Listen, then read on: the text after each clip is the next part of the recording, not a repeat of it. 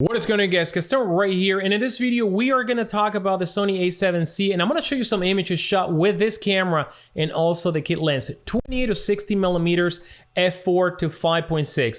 Now, when I've heard about the focal length, I was a little bit underwhelmed, and I'm like 28, 60, that's not wide enough, you know, like 24, and it's not telephoto enough in my opinion, like an 85 or 70 millimeters. So I actually went ahead and pulled the trigger, and I'm like, it's $300, you know, and if I don't like the lens, you know, I could always sell it, and I'm sure someone is gonna like the lens. But I'm actually really happy that I got the lens, because to be honest with you, as you guys can see right now, this lens is super sharp. So I'm gonna show you an entire photo shoot that I have done with the Sony A7C and the kit lens, and let me know what you guys think.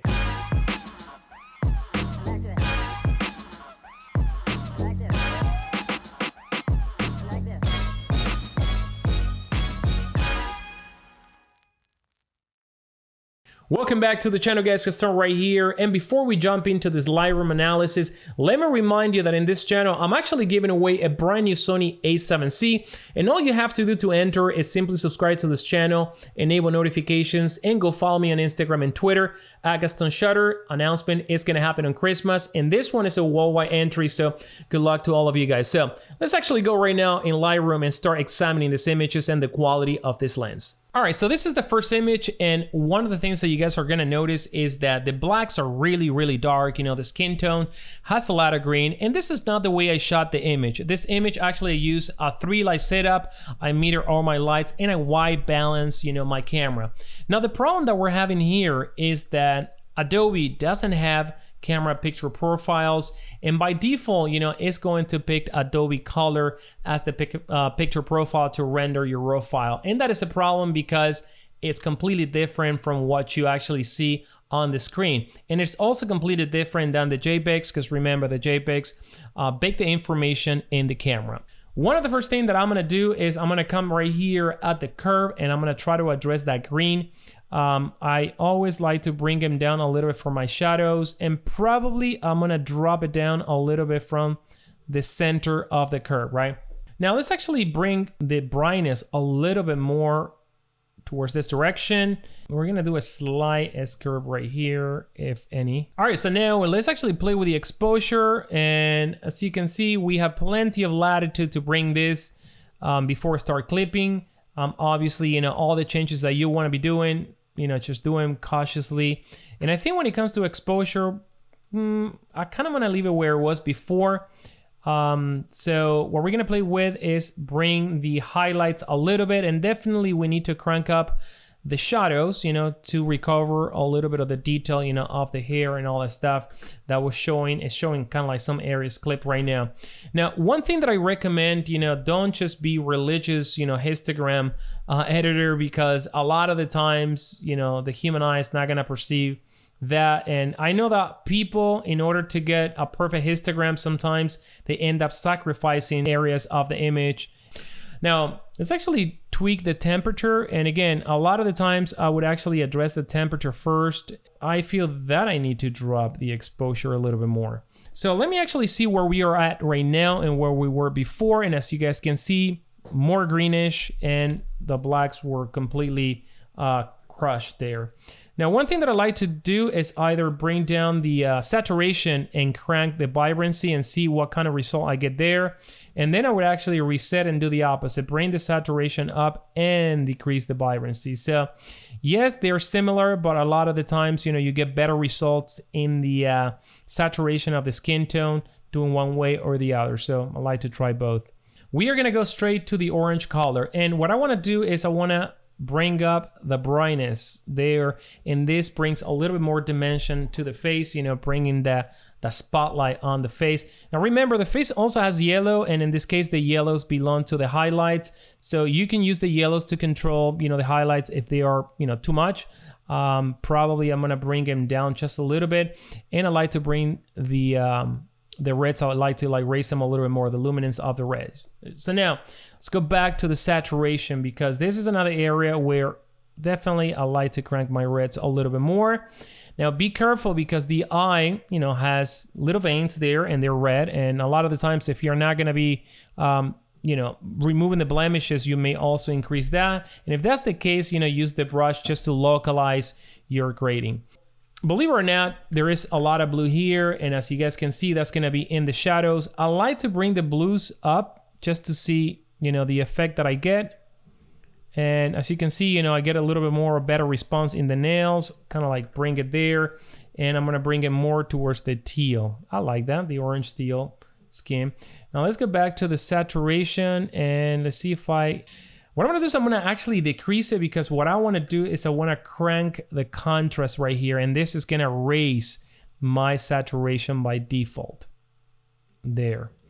So this is something that I recommend, guys. Play with vibrancy, saturation, and the orange. And if you want the skin tone to be a little more saturated, a lot of the times you have to desaturate it from here and then play with vibrancy and saturation to get a better result.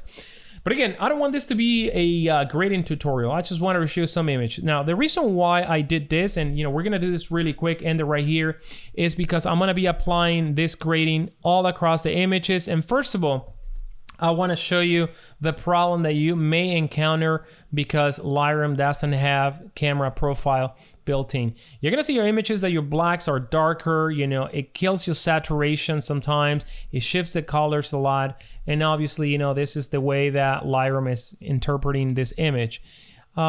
Go back to this one, a little bit different. I changed the lighting here. I believe I changed my aperture there. So speaking about settings, let me actually show you the last image. And this is the image that I color graded in Photoshop. But as you guys can see, I'm happy with the way this image look. And if you guys can see, there's plenty of detail in the hair. You also can see right here that I brought the teal color to the highlights and also to the shadows on the shirt. All right, so now that we have actually graded this first image, and let's go before and after, complete different. I'm actually gonna apply this grading to all these images right here just to bring the colors to a place that I'm happy with. But because the model was changing position and we even changed the lights, we're gonna have to adjust things around. And in this case, these colors, it's not what I'm intending. But if I actually go back, you are gonna see that now we recover a lot more in the shadows. So we're gonna bring down the magentas from this picture, and we're gonna raise the exposure on this one.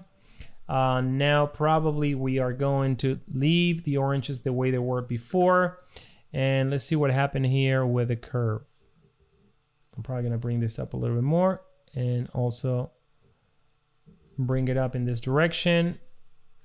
And again, I don't want to spend too much time right here, but I just want to show you guys how I've been dealing with the colors. You can always create a preset and then apply it to all the images, but if you have changed position, lights, and stuff like that, you may struggle a little bit more. Now, as you see, the teal is too much there, and it gets introduced to the eye, so I'll bring the blues down probably drastically there. Yeah, what I would do is I would bring this image into Photoshop and then work on the blemishes and do my final grading there.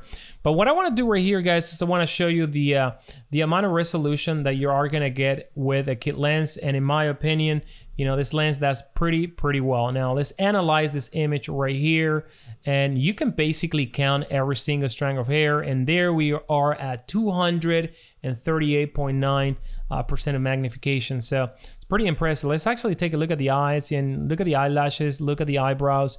You get plenty of details. You can even zoom in into the pores. I'm at 320.9%. And right now I'm at 753% in this when we start seeing some of that pixelation. So it's actually really good, guys. I mean, I'm really impressed with this lens. I think it's one of the best lenses from Sony when it comes to kit lenses. So now here we have another image, and let's do a little bit of damage control right here. We're gonna color correct, and by simply working the tint, this image looks pretty pleasant to me. And once again, all the refinement that I do usually lands in Photoshop, but in Lightroom, I like to get my image as close as possible to my grading. And, I feel that I have more flexibility in Lightroom than in Photoshop. I could probably do this too. Let's actually do a little bit of an S-curve right here. Not so much. So actually bring this up instead. There you go. Now we have a little bit of purples on the shirt, and we can actually address this by, there you go, by bringing down the saturation of the purples. We could shift them if you want. You could go here and maybe bring in towards the blue, which kind of like looks good in my opinion. Now let's actually talk about some of the features of this camera, just to remind you guys. This camera has a 24 megapixel sensor. This camera is super compact. It's not gonna have all the buttons that you want, but it has at least a couple of buttons there. It only has one dial, so everything else gets actually handled from the back wheel dial. You're gonna use that for your, maybe shutter speed or aperture, ISO. Now, I set up my dial on the back to actually be my shutter speed, more in line with my other Sony cameras, and then everything else, I access is from the turning wheel right there. So this is not gonna limit me or limit anyone from getting great pictures. It's really easy to get used to that dynamic. It may take you a couple of shots, couple of photo shoots, but once you get the hang of it, you're gonna be pretty familiar with the camera. Now, one of the things that I say that this camera really shines is when it comes in the color science. Definitely Sony has improved the color science, and this camera, it's gonna look a lot different than a camera from maybe 3 years ago, like a Sony A7 II, for example. Complete different color science. We have also IBIS that is going to help you guys, if you're going to be shooting at a super low shutter speed, it's going to help you get your your shot stable, and it's also great for videos, and it has real-time tracking in video and in photo, and the flip out screen that a lot of you guys love. Now, when it comes to the EBF, we were stuck with a little tiny EBF, but I found myself that I was pretty comfortable looking at the screen, and a lot of the times when I wanted to, get a preview from the camera, I used the EBF, and in my opinion, it's usable. I use it in my Sony A6600, and I'm kind of used to those. So this is going to be it for today. Just wanted to show you a couple of images shot with the Sony A7C and the kit lens, and in my opinion, it's a pretty fair lens for $300. It gives you a 28 to 60, plenty of options there, and f4 to 5.6, it's pretty fair, especially if you're going to be shooting at the studio or with an f-stop of f4 and above. So guys, thank you for watching this video, and as always, subscribe to this channel for more content like this one. See you in the next one.